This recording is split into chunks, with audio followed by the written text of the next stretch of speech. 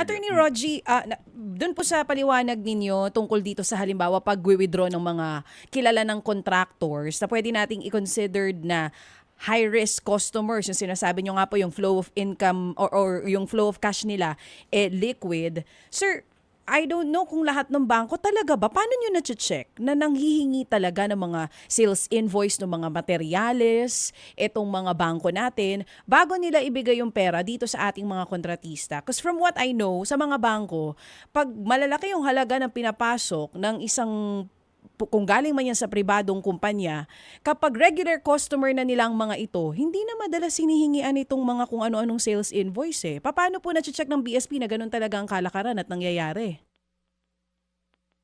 Through our regular examinations po, no, kasama po yan sa scope of examination procedures ng mga examiners natin ng BSP na tingnan kung anong due diligence na pinatupad ang bangko sa kanilang mga customers. Kung high-risk customer po siya, normal po sa bangko na mag-conduct ng additional validation procedures. Kapag hindi po nagawa ng bangko yon, ay masasite namin as findings at may mga karampatang directives o kaya enhanced supervisory action sa mga bangko natin kapag recurring po yung kanilang mga lapses sa pag-conduct ng enhanced due diligence. Anong Ted?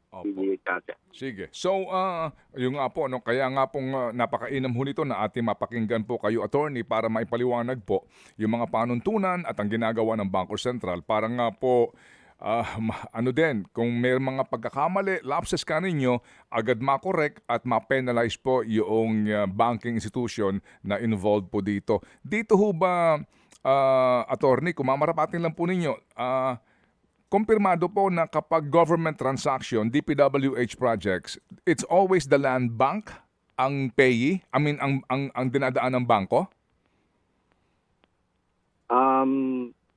Marahil, no, hindi ko po masyado pang alam yung kung ano yung source of funds kung land bank lamang, pero may mga nakikita akong na involved din ng mga ibang private bank. Oo, kasi 'di ba usually po kapag yung DPWH, ang pera ng gobyerno usually nasa Land Bank of the Philippines, no? Doon naka-deposit.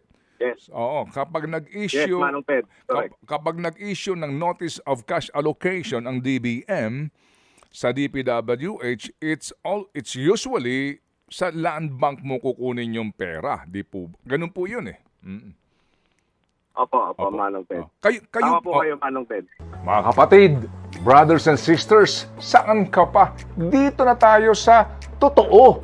Dito na tayo sa True FM. Mga kapatid, mag-subscribe and follow po kayo sa social media accounts ng True Network PH. Yan po kami, hanapin nyo lang True Network PH, Facebook, Instagram, YouTube, TikTok, and podcast.